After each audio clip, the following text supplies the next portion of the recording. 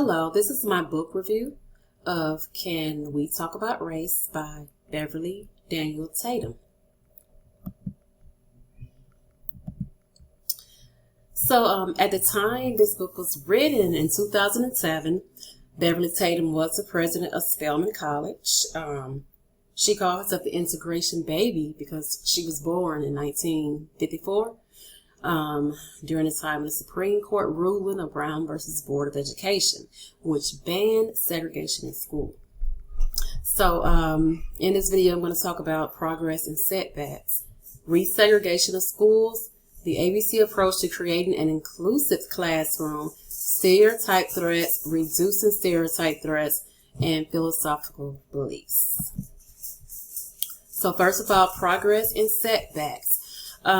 Although there was some progress after the 1954 Brown versus Board of Education case, which declared that segregation was illegal, such as the Civil Rights Act of 1964, which threatened to issue lawsuits to schools who failed to provide funds to black schools or excluded students due to their color. Also, affirmative action in the 1970s, there were changes in college education where white colleges and universities strive to diversify their schools by enrolling more students of color.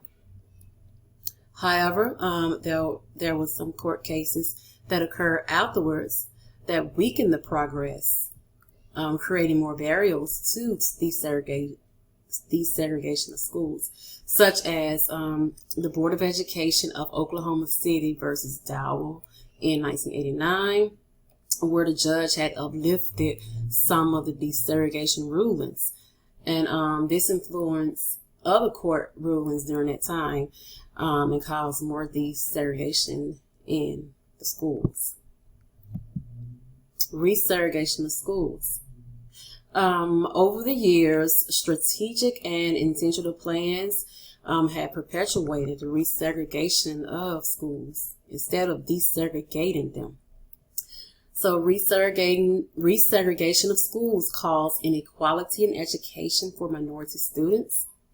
There was disproportion in funds and resources where southern states spent more money on white schools than schools serving black students. Also, lack of effective teachers. White schools were given more highly educated teachers, more money and resources. And then there was residential segregation, which limited black students from attending white schools. And this was achieved by discrimination in the housing market, in which legal contracts prohibited blacks from buying houses in certain areas.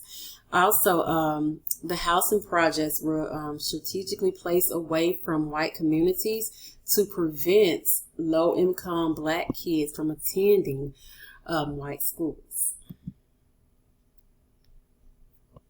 The ABC approach to creating an inclusive classroom. So in the desegregation of schools in the South, so black teachers were replaced by white teachers and administrators.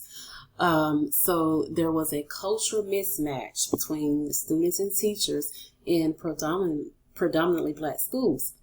And Tatum discussed the ABC approach to building an inclusive classroom.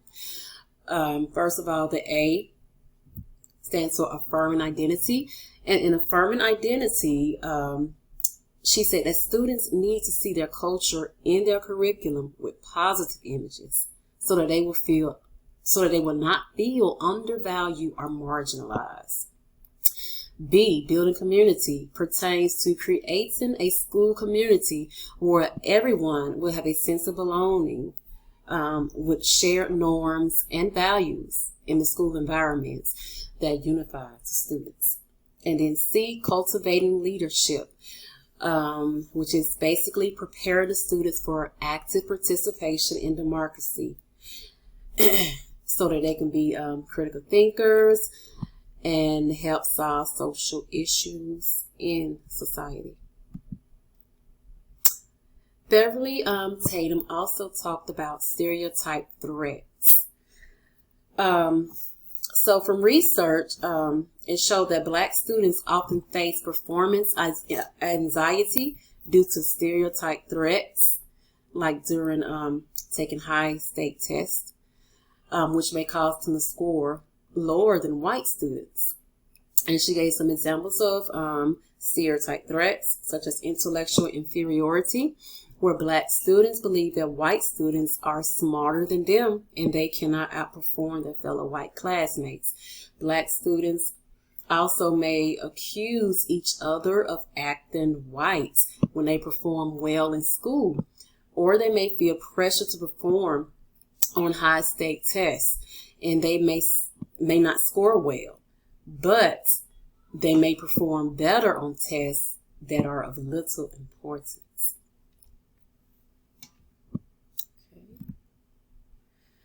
She also gave solutions for eliminating stereotype threats.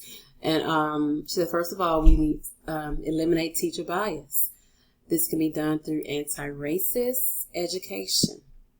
Anti-racist education provide teachers with strategies and to help them yield high expectations for all students, regardless of race or ethnic background.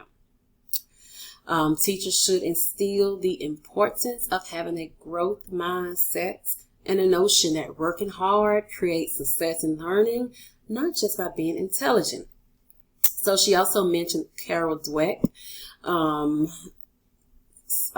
where she discussed having a fixed mindset will make students think that their achievement is based on innate abilities, while having a growth mindset will make students believe that their abilities are based on their hard work. Also, professional development, which include multicultural education courses or programs that identify teachers' sense of racial identity and their attitudes to other racial groups. Help them develop effective anti-racist curricula and educational practice that affirm student identities and support positive achievement. She said that teachers should be given opportunities to learn about diverse cultures, and they should be given strategies to affirm students' identities in their classroom. Philosophical beliefs. So, Tatum philosophical beliefs are highly based on social reconstructionism, in which the learner changes the world. She also mentioned John Dewey in saying that education can prepare people for life in a democracy only if the educational experience was democratic. She also conceived that college students are the key to sparking change. Through the ABC approach, affirming identities, building community, and cultivating leadership, a new era can emerge that is conducive to equal opportunities in learning. Cross-racial communication is beneficial to social change, and she stated that whether Black or white, we need to deepen our own understanding of the systemic nature of racism, its impact on each of us, and how to interrupt it. Creates a transformative education we need for a just society. In order to see a change, we must be willing to talk about race and its implication on our education and society. And I agree that the issue of race in the schools could be addressed through the strategies that she mentioned, through the ABCs of an inclusive classroom, by affirming the student's identity, building community, and cultivating leadership. In this, teachers of all race should be provided professional development on anti-racist education. And also, it is important to participate in social conversations about race in order to share ideas and beliefs and eliminate bias and misconceptions.